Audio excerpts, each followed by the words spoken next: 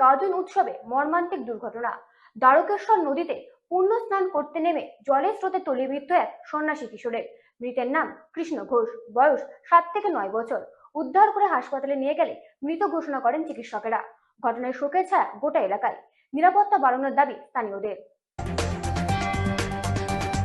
লোক উৎসবের আনন্দ নিমেষেই বদলে গেল হাহাকার। বাঁকুড়া বিষ্ণুপুরে ঐতিহ্যবাহী সারেশ্বর গাজন উৎসব চলাকালীন ঘটে গেল এক মর্মান্তিক দুর্ঘটনা।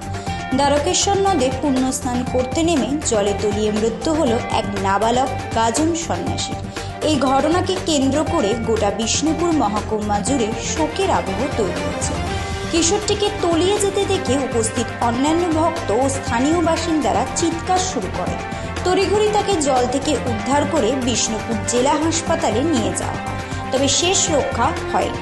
হাসপাতালে কর্তব্যরত চিকিৎসকরা পরীক্ষা নিরীক্ষার পর তাকে মৃত বলে ঘোষণা করে। এই ঘটনার পর মেলা ও সংলগ্ন নদীঘাটে নিরাপত্তার অভাব নিয়ে প্রশ্ন তুলেছে স্থানীয় বাসিন্দাদের একাংশ। তাদের দাবি, গাজনের মতো বড় উৎসবে যখন হাজার হাজার মানুষ নদীতে নেমে স্নান করেন, তখন প্রশাসনের পক্ষ থেকে পর্যাপ্ত নজরদারি বা বিপর্যয় মোকাবেলা বাহিনীর উপস্থিতি থাকা অত্যন্ত জরুরি ছিল। ভবিষ্যতে এমন দুর্ঘটনা এড়াতে নদীর ঘাটে কড়া নিরাপত্তা ব্যবস্থার দাবি জানিয়েছেন তারা। আমাদের সারেশ্বর গাজনের ভক্ত হয়েছিল। তো ছেলেটির বাড়ি আমার বিষ্ণুপুর পৌরসভার 4 নম্বর ওয়ার্ড, যেটা আমি কাউন্সিলর ওই ওয়ার্ডে। তো বাগিসপাড়াতে তার বাড়ি। বাবা মধুসূদন ঘোষ, ছেলেটির নাম কৃষ্ণ ঘোষ। ছেলেটির আরেকটি ভাই আছে, বাবা বছর 2.5 আগে মারা গেছে। ছেলেটি সকালবেলায় 8:30টার সময় বাড়ি থেকে বেরিয়েছে যে নদীতে স্নান করে দেবতার মন্দিরে পুজো দিতে যাবে, বাবা সারেশ্বর মন্দিরে। সেই সময়তেই কোনো না কোনোভাবে তলিয়ে যায় আর কি, স্নান করতে গিয়ে মারা যায়। তো আমাকে আমাদের এমএলএ সাহেব তন্ময় ঘোষ আমাকে খবর দিল যে এরকম একটা ঘটনা ঘটেছে, শুনে যাবো। না, আমি তখন ক্যাম্পেনে গেছিলাম।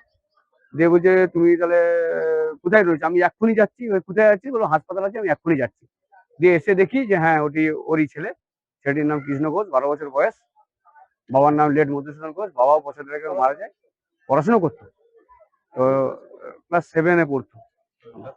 হ্যাঁ, হাই স্কুলে ক্লাস 7-এ পড়তো। তো ঘটনাটা 8:30টার সময় বাড়ি থেকে বেরিয়েছিল। বাড়ি থেকে বেরিয়ে এবারে ওটা তো আর কেন, বাড়ি থেকে বেরিয়ে নদীতে স্নান করে পুজো দিতে যাবে, এরকম একটা ব্যাপার ছিল না। সাথে কেউ ছিল না, একাই ছিল।